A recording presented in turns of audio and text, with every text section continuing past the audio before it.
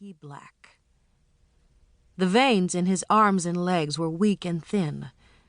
The only good vein left was in his penis, so that's where they attached most of the tubes. Della thought that was funny and had smiled smugly when the doctor shared that piece of information with her.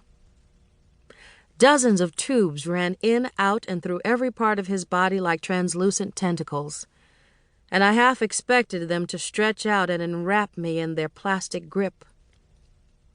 Most of his teeth were gone, and the ones that remained were the color of butter, buried in tobacco-browned gums. Never a big man, his small frame had withered so that his skin draped on his body instead of looking tailored to fit. I watched him, and to my surprise my heart pulled in my chest as I remembered a Saturday a few years earlier when we still owned the house.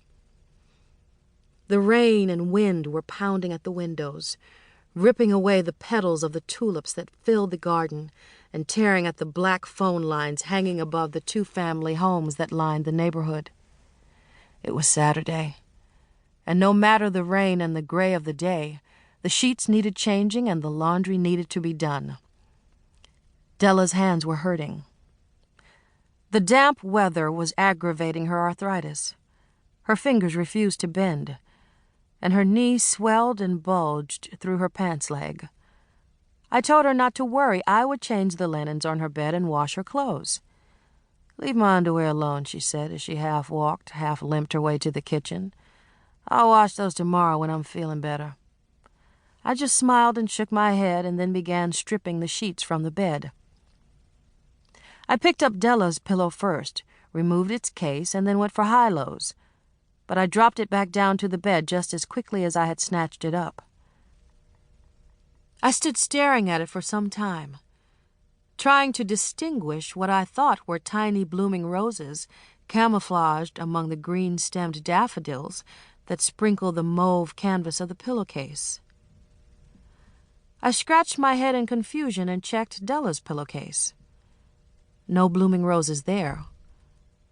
I looked at the matching top sheet and bed ruffle. Again, no blooming roses.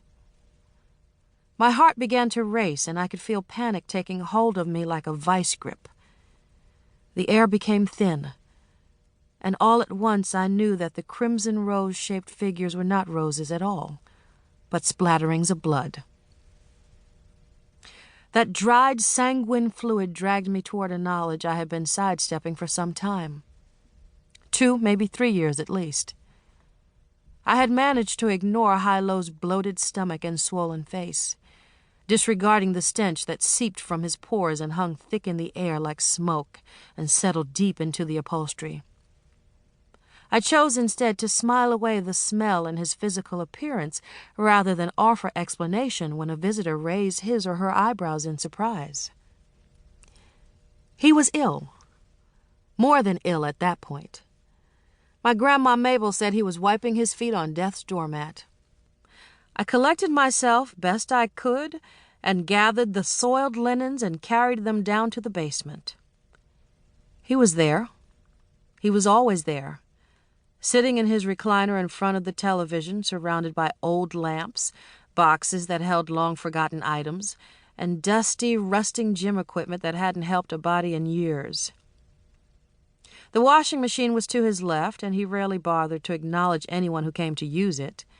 He would just lean forward, remote in hand, and increase the already ear-splitting volume of the television. But for some reason on that windy, rainy Saturday he turned and looked at me, and I forgot I hated him and smiled. He didn't return my happy face with his own, but gave me a queer sort of look before turning his attention back to the television. I looked at his balding head and the tiny sores that had begun to fester there, and I pitied him. A pity so deep and blue welled up within me like the sea, misting my eyes and blurring the image of the tiny blooming roses on the mauve pillowcase just before I dropped it into the soapy water of the washing machine.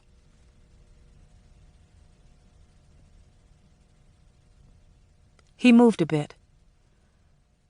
His head turned left, then right, and he squeezed his eyes so tight.